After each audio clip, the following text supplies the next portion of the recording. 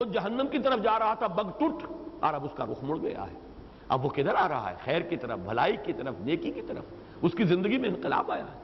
اس سے جو باطنی مسرت ہوتی ہے، اس سے جو روحانی خوشی ہوتی ہے، جیسے کہ حضور نے حضرت علی سے خطاب کر کے فرمایا کہ یا علی لن یہدی اللہ بک رجلا واحدا خیر لک من حمر النعم، اے علی اگر تمہارے ذریعے سے اللہ کسی ایک شخص کو بھی ہدایت دے دے، وہ تمہارے لیے سرخ اونٹوں سے بڑی دولت ہوگی۔ یہ عرب کی بہت ہی محبوب متاع تھی، اونٹ اور سرخ رنگت کا اونٹ۔ اس سے کہیں زیادہ جو ہے یہ قیمتی شے ہے کہ تمہارے ذریعے سے ہدایت دینے والا تو اللہ ہے، لیکن تم ذریعہ بن جاؤ اس کی ہدایت کا، تو یہ تمہارے لیے سرخ اونٹوں سے بڑی قیمتی شے ہے۔ یہ ہے اصل میں وَنُيَسِّرُكَ لِلْيُسْرَىٰ فَذَكِّرْ إِن نَّفَعَتِ الذِّكْرَىٰ۔ اس آیت میں بھی اب ایک اشکال ہے۔ تو نصیحت کیجئے، تذکیر کیجئے، اگر نصیحت نفع پہنچائے۔ اب یہاں مشروط ہو گئی، معلوم یہ ہوا کہ نصیحت اس امید کے ساتھ مشروط ہے کہ وہ فائدہ پہنچائے گی، لیکن یہ کہ سوال پیدا ہوتا ہے، اشکال یہ ہے کہ پہلے سے کیسے معلوم ہوگا؟ لہذا اس کی جو توجیہ کی ہے علماء نے، اور میں اس سے متفق ہوں، مفسرین کا تقریباً اس میں اجماع ہے۔ ایک ہے تبلیغ عام، تذکیر عام، وہ تو سب کو کرنی ہے۔ برے سے برا آدمی بھی جو نظر آ رہا ہے، آپ نہیں کہہ سکتے کہ اس کی حالت میں انقلاب نہیں آ جائے گا، کیا پتہ؟ آخر اللہ تعالیٰ نے لوگوں کی زندگیاں بدلی ہیں۔ ڈاکو تھے پیشے کے اعتبار سے حضرت ابو ذر، اور کہاں سے کہاں پہنچ گئے۔ ان کی اس وقت کی کیفیت کو دیکھ کر کوئی شخص اندازہ نہیں کر سکتا کہ وہ اس مقام تک پہنچ جائیں گے کہ خود حضور فرمائیں گے کہ من کان یسرہ ان ینظر الی زہد عیسیٰ فلینظر الی صاحب ابی ذر۔ جس شخص کو حضرت عیسیٰ کا زہد اپنی آنکھوں سے دیکھنا ہو، وہ میرے اس دوست ابو ذر کو دیکھ لے۔ کہاں ڈاکے مارنے کا پیشہ، کہاں وہ ان کا زہد اور ان کا ورع جو حضرت عیسیٰ علیہ السلام کے، وہ علیہ السلام کے ہم پلہ ہو گیا۔ خود حضرت عمر، میں نے بارہ عرض کیا ہے کہ اگر ان کے بارے میں یہ بات کہوں توہین نہ سمجھیے، اس لیے کہ یہ ایمان سے پہلے کی کیفیت ہے۔ ہمارے ہاں کے جو لوگ ہوتے ہیں جنہیں عام طور پر آپ وہ بستہ الف بستہ بے کے لوگ کہہ دیتے ہیں، مزاجی اعتبار سے حضرت عمر انہی میں سے تھے۔ لڑنا بڑنا، ادھر کندھا مار دینا، اس سے لڑائی مول لینا، راستے کو چلتے ہوئے کسی کو چیلنج کرنا، چھیڑنا، یہ ان کا شغل تھا۔ کشتیاں کرنا، مقابلے کرنا، یہ تھی ان کی۔ لیکن یہ کہ وہی شخص بدلا ہے، لہذا ہمیں کچھ پتہ نہیں۔ ہو سکتا ہے کہ ایک شخص بہت ہی خوش آئند نظر آ رہا ہو اور آپ کو محسوس ہو کہ یہ تو یقیناً دعوت قبول کر لے گا، لیکن وہی محروم ہو جائے۔ جس کی سب سے بڑی مثال جو ہے وہ ولید ابن مغیرہ ہے۔ اتنا قریب آیا، اتنا قریب آیا، اتنا قریب آیا۔ سورہ نون میں اس کا تذکرہ ہے، سورہ مدثر میں اس کا تذکرہ ہے، کتنا اللہ کا غضب بھڑکتا ہے۔ سأرهقه صعودا، اس لیے کہ انه فکر وقدر فقتل کیف قدر ثم قتل کیف قدر ثم نظر ثم بصر ثم عبس وبصر ثم ادبر واستكبر فقال ان هذا الا سحر يؤثر۔ قسمت کی خوبی دیکھیے، ٹوٹی کہاں کمند، دو چار ہاتھ جب کے لبے بام رہ گیا، بالکل ایمان کی سرحد کے قریب آ کر ایک شخص واپس چلا گیا، محروم ہو گیا، محروم ازلی۔ اس لیے ابتدائی دعوت اور تبلیغ میں تو سب کو پیش نظر رکھنا ہے۔ البتہ اس کے بعد اب کیفیت بدلے گی، جس کی طرف کوئی بھی آپ جس میں محسوس کریں کہ میلان ہے، رجحان ہے، سننا چاہتا ہے، اب توجہ کا ارتکاز اس پر ہونا چاہیے۔ جس میں استغنا محسوس کریں، یہ نظر آئے کہ یہ ہٹ دھرم ہے، یہ تو اڑا ہوا ہے، ضدی ہے، متکبر ہے، اب اس پر اپنا وقت ضائع نہ کریں۔ یہ ہے در حقیقت جو مفہوم ہے یہاں فذکر ان نفعت الذکریٰ۔ یہ وہ بات ہے کہ جو اس سے پہلے جو ہم پڑھ رہے ہیں سورہ عبس میں، اس میں جو گرفت ہوئی تھی حضور پر، فاما من استغنى فانت له تصدى وما عليك الا يزكى واما من جاءك يسعى وهو يخشى فانت عنه تلهى كلا انها تذکرہ۔ اب یہ ہے در حقیقت اس ایک آیت کا مفہوم وہاں جا کر کھلا ہے۔ جیسا کہ میں عرض کر چکا ہوں، یہ سورت جو ہے سورۃ الاعلیٰ، یہ بالکل ابتدائی صورتوں میں سے ہے۔ اس میں ایک ایک آیت جو ہے بالکل جیسے کہ سورہ ہود کے شروع میں فرمایا کہ کتاب احکمت آیاتہ ثم فصلت من لدن حکیم خبیر۔ اس کی ایک ایک آیت جو ہے اتنی محکم ہے کہ اس کی پھر تفصیل آئی ہے قرآن میں، جیسے سنقرئک فلا تنسیٰ، اسی کی شرح ہے نا جو بار بار میں توجہ دلا چکا ہوں۔ لا تحرک بہ لسانک لتعجل بہ ان علینا جمعہ وقرآنہ فاذا قرأناہ فاتبع قرآنہ ثم ان علینا بیانہ. اس ایک آیت کی شرح ہو گئی. اسی طریقے سے فذکر ان نفعت الذکریٰ، تذکیر کیجئے. یقیناً آپ کو اپنے آپ کو اسی میں لگانا ہے، کھپانا ہے، آپ کا فرض منصبی ہے. لیکن یہ دیکھ لیا کیجئے کہ کس میں میلان ہے، کس میں رجحان ہے. ابتداءً تو سب کو دعوت دیجئے، تبلیغ کیجئے، لیکن پھر یہ ہے کہ آپ کا طرز عمل جو ہے وہ اس کے مطابق ہونا چاہیے کہ کس کے اندر وہ رجحان اور میلان ہے، کس کے اندر وہ خشیت الہی موجود ہے، کون واقعتاً چاہتا ہے کہ اس کا وہ تزکیہ حاصل کرے. جیسے کہ سورۃ النازعات میں آیا تھا کہ حضرت موسیٰ علیہ السلام کا قول نقل ہوا هل لک الی ان تزکی واہدیک الی ربک فتخشی، کہ حضرت موسیٰ نے جا کر فرعون سے کہا ہے تمہارا کوئی ارادہ تزکیہ حاصل کرنے کا، تو میں تمہیں راستہ دکھاؤں گا، رہنمائی کروں گا اور تیرے اندر خشیت پیدا ہو جائے گی. لیکن یہ کہ یہ میلان اور رجحان ہی نہ ہو تو پھر کسی بھی سبب سے خام خواہ اپنے آپ کو ایسے لوگوں کے پیچھے ہلکان کرنے کا فائدہ نہیں ہے. اس میں جو چیزیں آ سکتی ہیں سامنے وہ یہ کہ ایک شخص اہم ہے، سیاسی اعتبار سے اس کی اہمیت ہے، مالی اعتبار سے اہمیت ہے، وہ سردار ہے، بڑے لوگوں میں سے ہے. اب یہ ظاہر بات ہے کہ جو بھی ایک عملی تقاضا ہے اس میں کچھ ان کی طرف التفات قدرے زائد ہو جانا یہ بھی بات معقول ہوگی. لیکن اس سے زیادہ اپنے آپ کو ان کے پیچھے ہلکان کرنا یہ در حقیقت نہ صرف یہ کہ نتیجے کے اعتبار سے بھی صحیح نہیں، ان کے اندر اور زوم پیدا ہو جائے گا اور تکبر پیدا ہوگا، اعراض اور بڑھتا چلا جائے گا، وہ اپنی اہمیت اور محسوس کرتے چلے جائیں گے. کوئی خاص ہی بات ہے ہماری، کوئی خاص سرخاب کے پر ہمیں لگے ہوئے ہیں جو محمد ہمارے پیچھے اپنے آپ کو ہلکان کیے ہوئے، تو اس کا کوئی فائدہ نہیں، کاؤنٹر پروڈکٹیو ہے بلکہ. لہذا اس سے رکیے اور سورت پھر اس آیت کی شرح وہ سمجھیے کہ جو سورۃ عبس کے اندر ہم پڑھ چکے ہیں، اما من استغنا فانت لہ تصدی، جو استغنا برت رہا ہے، بے پرواہی کر رہا ہے، سننے کو تیار ہی نہیں، کچھ کسی بات پر غور کرنے کے لیے آمادہ ہی نہیں، تو آپ اس کے در پہ رہتے ہیں. ایسا نہ کیجئے. واما من جاءک یسعی وہو یخشی فانت عنہ تلہی، اور جو آیا ہے چل کر خود اور اس کے دل میں خشیت ہے اللہ کی، ڈرتا ہے اللہ سے، اس کا دل جو ہے لرزتا ہے اللہ کے ذکر سے، تو اس کی طرف سے آپ استغنا برت رہے ہیں. کلا، نہیں ایسا نہ کیجئے. یہ گویا کہ شرح ہے اس آیت کی فذکر ان نفعت الذکریٰ. اس تذکیر کا اصل مفہوم کیا ہے؟ چونکہ یہ اگلی صورت کے اندر یہ بات زیادہ واضح ہوگی تو اس کو میں ابھی ملتوی کر رہا ہوں. اس پر اگرچہ گفتگویں بارہا ہوئی ہیں، لیکن آج میں چاہتا ہوں کہ جیسے تسبیح کے بارے میں کل میں نے اثر نو وہ چند باتیں جو ہے نوٹ کرا دی، اسی طریقے سے تذکیر کے بارے میں بھی چند باتیں جو ہے وہ نوٹ کرا دوں گا، لیکن یہ سورۃ الغاشیہ کے ضمن میں. سَيَذَّكَّرُ مَن يَخْشَىٰ، ان قریب تذکر حاصل کر لے گا وہ جس کے اندر کوئی خشیت ہے، کوئی نہ کوئی خوف. اب یہ خشیت اور تقوی ان دونوں الفاظ کو ذرا آپ پہچان لیجئے، اس لیے کہ آپ کو معلوم ہے کہ سورہ بقرہ کے بالکل آغاز میں فرمایا ھدی للمتقین. کوئی تقوی ہوگا تو قرآن کی ہدایت سے انسان استفادہ کرے گا. بظاہر تو اعتراض ہوتا ہے جو پہلے ہی متقی ہے اسے اب اور کس ہدایت کی ضرورت ہے. ستیارت پرکاش کے مصنف نے یہ بہت یعنی زور شور کے ساتھ جو اعتراض کیا تھا قرآن پر، اس میں سے یہ بھی تھا 14ویں باب میں. لیکن اصل مفہوم کیا ہے؟ تقوی کے بھی مختلف مراحل ہیں. جیسے ہدایت میں نے عرض کیا، ہدایت جبلی بھی ہے، ہدایت نوعی بھی ہے، پھر ہدایت وہ بھی ہے کہ اللہ تعالیٰ نے عقل عطا فرمائی، یہ ہدایت بھی ہے کہ اس نے اخلاقی حص ہمارے اندر ودیت کر دی. پھر ہدایت یہ ہے کہ اپنی کتابیں نازل کی، انبیاء اور رسول بھیجے. یہ آواز کچھ آج ٹھیک نہیں ہے، ذرا ٹھیک کرو اس کو، بہت کرخت سی ہے. تو یہ ہدایت کے مراحل. اسی طرح تقوی، یہ مضمون اب آگے چل کر واسط و وضاحت کے ساتھ آئے گا سورۃ اللیل میں. ایک تقوی ہوتا ہے، فَأَمَّا مَنْ أَعْطَىٰ وَاتَّقَىٰ وَصَدَّقَ بِالْحُسْنَىٰ فَسَنُيَسِّرُهُ لِلْيُسْرَىٰ. انسان میں اگر وہ اخلاقی حص برقرار ہے، اخلاقی اعتبار سے اس کا باطن مردہ نہیں ہوا، ایسا نہیں ہوا کہ وہ نیکی کو بدی سمجھ رہا ہو، بدی کو نیکی سمجھ رہا ہو. اگر یہ حص برقرار ہے کہ نیکی کو نیکی ہی سمجھتا ہے، بدی کو بدی سمجھتا ہے، تو ظاہر بات ہے کہ فطرت انسانی پھر بدی سے ابا کرتی ہے. اس سے بچنے کا کچھ نہ کچھ مادہ اس کے اندر موجود ہوتا ہے.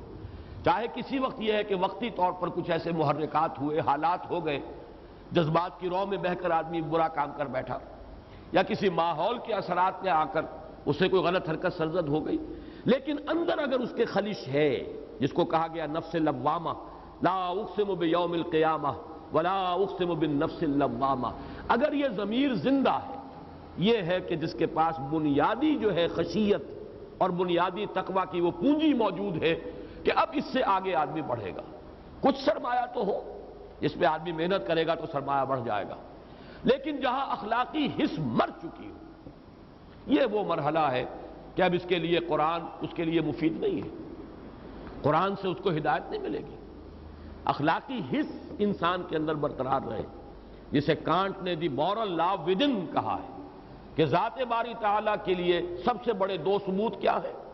دی سٹاری ہیونز ابو، جس کا ذکر آئے گا سورہ غاشیہ میں، اور اینڈ دی مورل لا ودن، انسان کے اندر ایک اخلاقی قانون ہے، خیر اور شر کے مابین تمیز ہے، جس کی یہ حس بیدار ہے، وہ ہے جس میں خشیت بھی ہے، بنیادی خشیت، وہ کم سے کم اس کا سٹارٹنگ کیپٹل موجود ہے، وہ تقویٰ بھی موجود ہے، اب یہ سنورے گا، بڑھے گا، پھلے گا، پھولے گا، اس میں برگ و بار آئیں گے نیکیوں کے، بھلائیوں کے، لیکن جس کی یہ حس مردہ ہو چکی ہو، اے نبی آپ کتنی ہی کوشش کر لیں، جن کے دلوں کے اوپر پردے پڑ چکے ہوں، مہر لگ چکی ہو، ظاہر بات ہے کہ وہ اس سے فائدہ نہیں اٹھائیں گے۔ سَيَذَّكَّرُ مَن يَخْشَىٰ، ان قریب نصیحت حاصل کر لے گا، تذکر حاصل کر لے گا وہ جس کے اندر کچھ خشیت ہے، کچھ خوف ہے، کچھ احساس ذمہ داری ہے، کچھ برائی سے بچنے کا جذبہ ہے، کچھ نیکی کا میلان ہے۔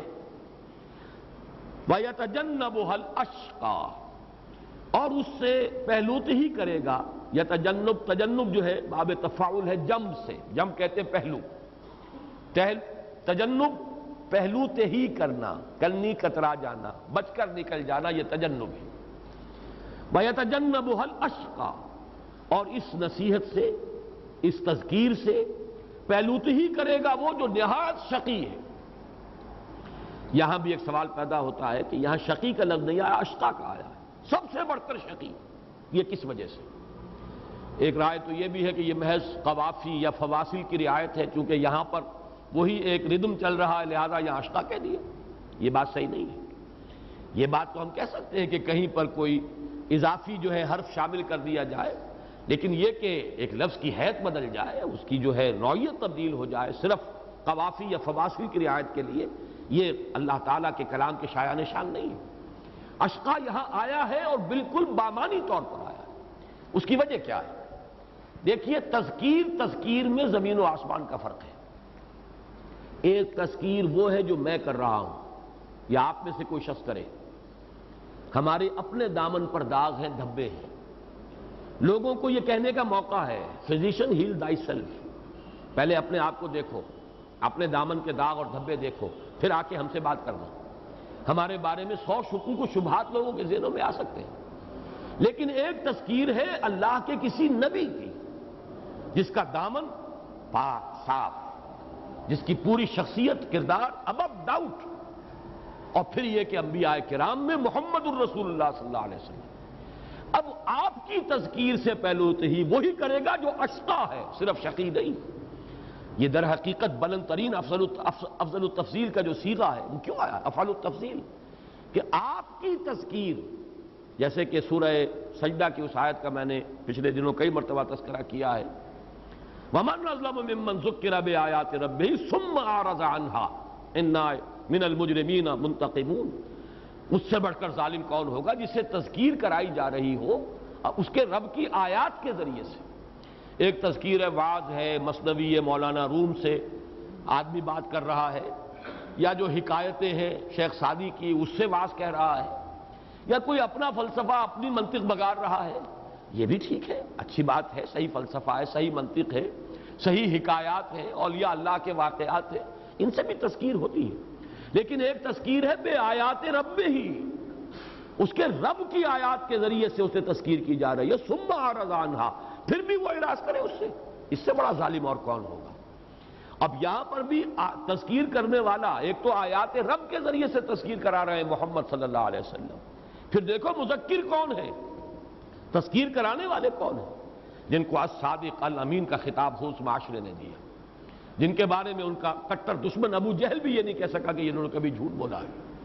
ایک موقع پر ذرا سا آپ نے جا کر کہا ہے، یہ سیرت النبی کا ایک بڑا عجیب واقعہ ہے کہ ایک شخص کے کچھ روپے دینے تھے، کچھ رقم دینی تھی ابو جہل نے، اور نہیں دے رہا تھا، لے تو لال کر رہا تھا، وہ کچھ شخص باہر کا تھا۔ تو لوگ بیٹھے ہوئے تھے جہاں پر یہ دار الندوہ تھا، بہت سے لوگ جو سرداران قریش تھے بیٹھے تھے، اس نے آ کے فریاد کی کہ دیکھیں ابو جہل جو ہے میرے ساتھ زیادتی کر رہا ہے، آپ میری رقم اس سے لے کر دیں۔ انہیں ایک مذاق سوجا، انہوں نے کہا بھائی ہمارے اندر تو جرت نہیں ہے، ہمت نہیں ہے، ہاں وہ شخص جو ہے وہاں پر اس کی ہے یہ حیثیت اور اہمیت، وہ جا کر اگر کہے گا ابو جہل سے تو ابو جہل انکار نہیں کر سکے گا۔ حضور کی طرف اشارہ کر دیا۔ اب وہ منتظر تھے کہ تماشا دیکھیں کیا بیتتی ہے آج محمد پر، ابو جہل کیا کرتا ہے محمد کے ساتھ، ہم نے بھیج دیا ہے۔ وہ تو ایک تماشا دیکھنا چاہ رہے تھے، وہ چلا گیا سیدھا۔ اب ظاہر بات ہے کہ ایک شخص ہے، حاجت مند ہے، محتاج ہے، اس کی ضرورت ہے، مظلوم ہے، اس نے فریاد کی ہے، آ کر مدد چاہیے ہے، یہ شرافت نفس اور مروت کے خلاف ہے یہ کہ حضور انکار کر دیتے۔ آپ نے کہا ٹھیک ہے چلو میں چلتا ہوں۔ آپ گئے ہیں، دستک دی ہے، ابو جہل نکلا ہے، صرف یہ فرمایا اس کی رقم اس کو ادا کر دو، فوراً اندر گیا ہے اور آ کر پیسے ادا کر دیے۔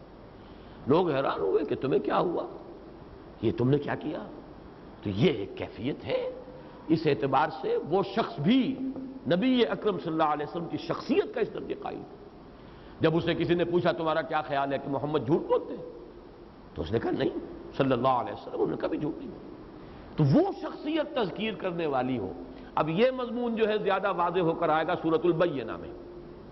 لم یکن الذین کفروا من اہل الکتاب والمشرکین منفکین حتی تأتیہم البینہ، بالکل بین شے، روز روشن کی طرح آیا۔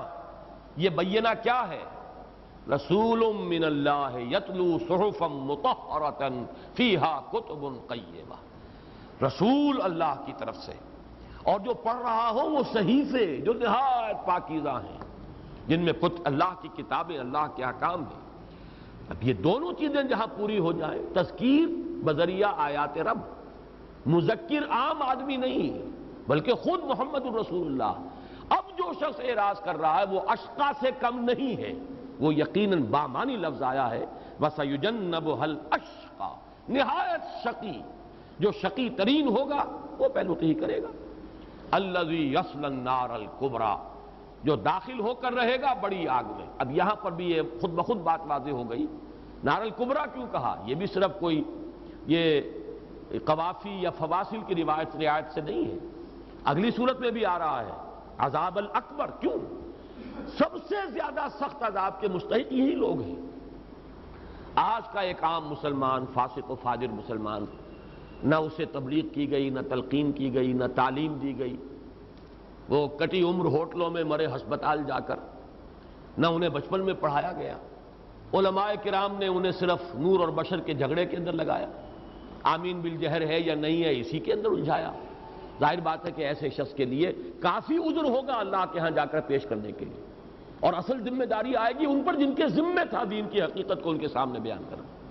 اس سے بھی آگے جائیے، کوئی اسکیموں کہیں رہتا ہے دور دراز کہیں سائبیریا میں، اس نے شاید نام بھی نہ سنا ہو محمد کا صلی اللہ علیہ وسلم۔ اب ظاہر بات ہے اس کی رسپانسبلٹی وہ نہیں ہو سکتی کہ جو ان کی ہے جن تک کہ حضور کا پیغام پہنچا ہے، اور پھر ان میں وہ لوگ کہ جن تک حضور نے بنفس نفیس خود پیغام پہنچایا اور حجت قائم کر دی۔ اب وہ آگ کا جو سب سے بڑا درجہ ہے، سخت ترین، وہ ان کے لیے، جیسے جنت کے بھی مدارج ہیں، درجات ہیں، نچلے درجے کی جنتیں ہیں، اونچی ہیں، یہ میں آگے چل کر انشاءاللہ سورۃ الفجر میں بیان کروں گا کہ وہ قصہ زمین برسر زمین جب طے ہوگا تو معلوم ہوتا ہے کہ جہنم بھی یہی ہے، اسی زمین کے کرے کے پھٹنے سے، اور اس کو جب کھینچا جائے گا وَإِذَا الْأَرْضُ مُدَّتْ وَأَلْقَتْ مَا فِيهَا وَتَخَلَّتْ، اس کے اندر جو آگ ہے وہی نکل آئے گی، وہی جہنم ہوگی۔ اور معلوم ہوتا ہے کہ پہلی جنت، ادنا ترین جنت، وہ اسی زمین کے اوپر ہوگی۔ البتہ یہ ایک واحد جنت نہیں ہے، جنتیں ہیں، جنت الفردوس جس کے بارے میں سورۃ النجم میں ہم پڑھ آئے ہیں کہ وہ تو سدرۃ المنتہا، جو عالم خلق جو ہے اس کی انتہا ہے، جس سے آگے اب حریم ذات ہے، جس سے آگے حضرت جبرائیل کا بھی پر جو ہے وہ جلتے ہیں، اور وہ ان کی بھی رسائی نہیں ہے، وہ جنت الماوا تو وہاں ہے۔ اب یہاں سے لے کر زمینی جنت سے لے کر اور سدرۃ المنتہا کی جنت الماوا، عندہا جنت الماوا، وہ جنت الماوا تک کروڑ درجے ہوں گے جنتوں کے. اور جیسے کہ حدیث میں نے آپ کو بارہا سنائی، حضور نے فرمایا اتنا فرق و تفاوت ہوگا جنتوں کے اندر کہ ایک نچلے درجے کا جنتی اپنے سے اوپر والی جنت کو ایسے دیکھے گا جیسے تم زمین پر بیٹھ کر ستاروں کو دیکھتے ہو. جس طریقے سے جنت کے مدارج ہیں ایسے ہی درجات جو ہیں وہ آگ کے بھی ہیں. خود منافقین کے بارے میں فرمایا ان المنافقین فی الدرک الاسفل من النار. تو اسی لیے جنت کے لیے مختلف جو الفاظ آتے ہیں، حاویہ ہے، کہیں لظا ہے، کہیں مختلف الفاظ ہیں، کہیں حامیہ ہے، کہیں تلظہ ہے، جو آگے چل کر آئے گا. تو یہ بھی معلوم ہوتا ہے کہ اس دوزخ کے مختلف طبقات ہیں. وہ آگ بھی ہے کہ جو کلیجے کو کھینچتی ہے، وہ آگ بھی ہے جو دل کے اوپر روشن ہوتی ہے. تطلع علی الافئدہ، وہ سیدھی دل کو پکڑتی ہے، جا کر دل کے اوپر پڑتی ہے. یہ مختلف آگیں ہیں، مختلف عذاب ہیں. تو یہاں جو فرمایا گیا ہے نار الکبریٰ، اس لیے کہ جس نے محمد کی تذکیر و تبلیغ صلی اللہ علیہ وسلم، اس سے بھی اپنے آپ کو محروم رکھا، معلوم ہوا وہ اشقا ہے، سب سے بڑھ کر شقی، اس سے اوپر شقاوت کا کوئی درجہ نہیں. اور وہ مستحق ہے النار الکبریٰ کا، الذی یصلی النار الکبریٰ، وہ کہ جو داخل ہوگا بہت سب سے بڑی آگ میں. ثم لا یموت فیہا ولا یحییٰ، پھر نہ وہ اس میں موت اس کو آئے گی کہ اس کا ordeal ختم ہو جائے، اور نہ وہ زندہ رہے گا، نہ مردوں میں نہ زندوں میں. لا تبقی ولا تذر لواحۃ للبشر علیہا 19 جو سورہ مدثر میں آیا. قد افلح من تزکا. اب یہ دو الفاظ جو ہیں، چونکہ افلح بھی آئے گا آگے، پھر سورۃ الشمس میں آئے گا قد افلح من زکاہا وقد خاب من دساہا. یہ مضمون زیادہ وضاحت سے تو میں وہاں عرض کروں گا، لیکن لفظی معنی یہاں سمجھ لیجئے. افلح کے معنی ہے کھود کر نکال لینا. فلاح آتا ہے کسی شے کو کھودنا، اسی لیے فلاح کہتے ہیں کسان کو، وہ اپنے ہل کی نوک سے زمین کو کھودتا ہے. یہ ہے فلاح. فلاحین کی تحریک ہے جو ہمارے ہاں کسان موومنٹ کہلاتی ہے، وہ مصر میں اس کا نام ہے فلاحین. تحریک جو ہے فلاحین کی. فلاح کے معنی پھاڑنا، افلاح پھاڑ کر نکال لینا. قد افلح من تزکا، اپنے وجود کے اندر جو اللہ نے خیر مضمر رکھا ہے وہ نکال لیا اس نے جس نے تزکیہ حاصل کیا. اب اس بات کو یوں سمجھیے، پوٹینشیلٹیز ہیں. لقد خلقنا الانسان فی احسن تقویم، ہم نے انسان کو بہترین ساخت پر پیدا کیا، بلند ترین مقام عطا کیا.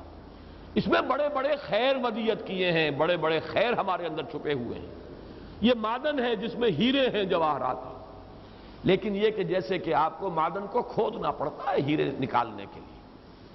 سونے کی کان ہے لیکن کھدائی کریں گے تو سونا نکلے گا، آج خود سونا باہر نہیں آ جائے گا. اپنے اس مادی وجود کو پھاڑو گے اور اپنے اس مادی اور حیوانی وجود کو پھاڑ کر برآمد کرو گے، وہ خیر، وہ بھلائی، وہ روح ربانی جو اس میں پھونکی گئی تھی. فَإِذَا سَوَّيْتُهُ وَنَفَخْتُ فِيهِ مِن رُوحِي فَقَعُوا لَهُ سَاجِدِينَ. یہ جو افلاح ہے باب افعال، فلاح یفلح، کاٹنا. ان الحدید بالحدید یفلح، لوہا لوہے ہی سے کاٹا جاتا ہے، یہ فلاح. اور افلح یفلح، پھاڑ کر کوئی شے نکال لینا. قد افلح، اپنی اس اصل حقیقت کو برآمد کرے گا اور پالے گا، پوسے گا، پروان چڑھائے گا. کون؟ من تزکا، جس نے پاکیزگی اختیار کی. اب دیکھیے اسی سورہ مبارکہ میں لفظ ذکر بھی آیا، تسبیح بھی آیا، پھر فلاح کا لفظ آیا.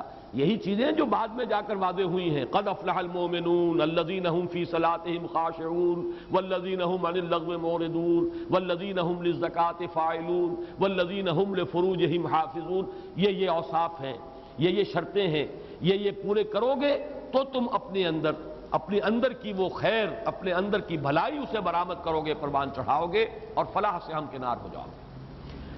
قد افلح من تزکا، یہاں باب تفاعل ہے. زکا یزکی، کسی دوسری شے کو پاک کرنا. تزکا، خود پاک ہو جانا. لیکن اس لفظ کی بھی اصل حقیقت کو سمجھیے. اصل میں تزکیے کا عمل جو ہے عربی لغت میں اس کا اطلاق ہے کسی باغبان کے اس عمل پر کہ جب وہ اپنے باغ میں آیا یا باغیچے میں آیا تو وہ دیکھتا ہے کچھ پودے اس نے خود لگائے ہیں، چاہے وہ پھولدار پودے ہیں یا پھلوں والے پودے ہیں، آم کا پودا لگایا ہے، امرود کا پودا لگایا ہے یا گلاب کا پودا لگایا ہے، یہ تو وہ چاہتا ہے کہ پروان چڑھے، پھلے پھولے، لیکن کچھ گھاس جھاڑ جھکاڑ ادھر ادھر اگ آتا ہے خود رو۔ یہ جو خود رو ہے، گھاس اور جھاڑ جھکاڑ، یہ ان پودوں کے پروان چڑھنے کے راستے میں رکاوٹ ہے۔ سورج کی تمازت، ہوا میں جو آکسیجن ہے وہ یہ بھی جذب کر رہے ہیں، جو اگر یہ نہ ہوتے تو پوری کی پوری جو ہے اس پودے کے حصے میں آتی۔ اسی طریقے سے زمین میں جو رویدگی ہے وہ یہ بھی کھینچ رہے ہیں، اگر یہ نہ ہوتے تو وہ پودے کی جو جڑ ہے، جو پودا آپ کا مطلوب ہے، مقصود ہے، وہی اس سے ساری توانائی حاصل کرتا۔ لہذا کھرپی ہاتھ میں لے گا اور آس پاس کی اس گھاس کو، جھاڑ جھکاڑ کو وہ کھود کر نکال دیتا۔ یہ عمل تزکیہ ہے۔ تزکیہ اور تزکیہ کیا ہے اصل میں؟ باب تفعل۔ اللہ تعالیٰ نے ہمارے اندر ایک اوصاف تو وہ رکھے ہیں جو وہ چاہتا ہے پروان چڑھیں، پھلیں پھولیں، ہماری وہ فیکلٹیز، ہماری قلب کی لطیفہ قلب ہے، لطیفہ روح ہے، اللہ چاہتا ہے پروان چڑھیں۔ اور ایک وہ چیزیں ہیں کہ جو جھاڑ جھکاڑ، بری عادات، غلط چیزوں کی طرف متوجہ ہو جانا، پستی کی طرف نگاہ جما لینا، تعیش میں مبتلا ہو جانا، نفس پرستی میں، شہوت پرستی میں آدمی کا گم ہو جانا، یہ ہے وہ جھاڑ جھکاڑ کہ جو اس کی اصل ترقی کے راستے میں رکاوٹ ہے۔ اب اس کو پاک کریں گے، اس کو کھرپا لے کر کھودیں گے، ان کو نکالیں گے، تو وہ اصل جو اوصاف ہے وہ پروان چڑھیں گے جو مطلوب ہے۔ یہ ہے لفظ تزکیہ کا اصل مفہوم۔ اس کو اب ذہن میں رکھیے کہ اس کے 3 مراحل ہیں۔ قد افلح من تزکیٰ، انسان کا جو تزکیہ ہے اس کا پہلا مرحلہ ہے تزکیہ عقل و نظر۔ انسان کا ایک فکر ہے، انسان کی سوچ ہے، انسان کے نظریات ہیں، انسان کے عقائد ہیں، اگر وہ غلط ہے تو خشت اول چونے حد معمار کا اتا سریا می رود دیوار کا۔ پہلے تطہیر اور تزکیہ ہونا چاہیے انسان کے فکر و نظر کا، اس کے نظریات کا، اس کے خیالات کا، اس کے افکار کا۔ یہ تزکیے کا پہلا قدم ہے۔ اس کو ہم کہہ سکتے ہیں کہ اس سے مراد کیا ہے، اس کا منتہا مقصود کیا ہے؟ معرفت رب، اللہ کی پہچان صحیح معنی میں، اور یا یوں کہیے کہ توحید نظری، توحید علمی، ایک اللہ کو پہچان لینا، توحید فی الذات، توحید فی الصفات۔ اگر اس کی معرفت اور شعور حاصل ہو جائے تو گویا کہ تطہیر فکر و نظر ہو گئی، تزکیہ ہو گیا آپ کے خیالات کا، نظریات کا، افکار کا۔ دوسرا تزکیہ ہے تزکیہ نفس و قلب، اندر کے میلانات، اندر کے رجحانات، یہ گھٹیا چیزوں کی طرف متوجہ ہو جانا، الاشتغال بالادنی، مشغول ہو جانا گھٹیا چیزوں کے اندر، زمینی خواہشات ہی جو ہے انہی کے اندر انسان کا مبتلا ہو جانا، وہی اس کا مطلوب و مقصود بن جائے۔ اس کی بجائے تزکیہ نفس و قلب کا نتیجہ کیا نکلنا چاہیے، جسے کہیں گے توحید فی الطلب یا توحید عملی، اللہ ہی مطلوب و مقصود بن جائے، لا مقصود الا اللہ، لا مطلوب الا اللہ، لا محبوب الا اللہ۔ یہ کیفیت اگر ہو گئی توحید عملی، توحید فی العبادت، اللہ ہی کی بندگی اور اللہ ہی کا طالب بن جانا، یہ ہے تزکیے کا دوسرا مرحلہ۔ پہلا ہے تزکیہ فکر و نظر، تزکیہ عقل، تزکیہ علم، نظریات، افکار کا درست ہونا۔ دوسرا ہے تزکیہ نفس و قلب، میلانات، رجحانات، اپنے مقاصد گھٹیا نہ ہو بلند ہو، منزل ماں کبریاست، مقصود و مطلوب ہو سوائے اللہ کی ذات کے اور کوئی شے نہ ہو، لا مقصود الا اللہ، لا مطلوب الا اللہ، لا محبوب الا اللہ۔ تیسرا تزکیہ آتا ہے تزکیہ عمل، اور اس میں ظاہر بات ہے کہ تمام اعمال جو آپ کے وجود سے صادر ہو رہے ہیں وہ صحیح ہوں گے جب اندر کا 2 تزکیے ہو گئے، تزکیہ فکر بھی ہو گیا، تزکیہ قلب بھی ہو گیا۔ ہر عمل جو ہے اب دھلا ہوا، جیسے آپ کہتے ہیں نا کہ یہ تو کوثر و تسنیم میں دھلی ہوئی زبان بول رہا ہے، اسی طریقے سے پھر جو عمل نکلے گا دھلا ہوا نکلے گا، صاف و شفاف نکلے گا۔ پاک عمل جو ہے ہاتھ سے صادر ہو رہا ہو، پاؤں سے صادر ہو رہا ہو، آنکھوں سے، زبان سے صادر ہونے والا ہر لفظ جو ہے وہ دھلا ہوا ہوگا کوثر و تسنیم میں۔ کوثر و تسنیم یہ 2 لفظ آ گئے ان چشموں کے لیے، چونکہ عقل، نظر و فکر، اس کا بھی تزکیہ ہو گیا، اور قلب اس کے اندر سے بھی میلانات اور رجحانات جو تھے سفلی وہ نکال دیے گئے۔ اسی کا ایک حصہ یہ بھی ہے جس کو کہ سورہ مدثر میں فرمایا گیا وَثِيَابَكَ فَطَهِّرْ وَالرُّجْزَ فَاهْجُرْ۔ اب اپنے کپڑوں کو بھی پاک رکھیے، اس لیے کہ آپ کا جسم سب سے پہلے تو آپ کے اندر آپ کا ذہن، آپ کا فکر، آپ کا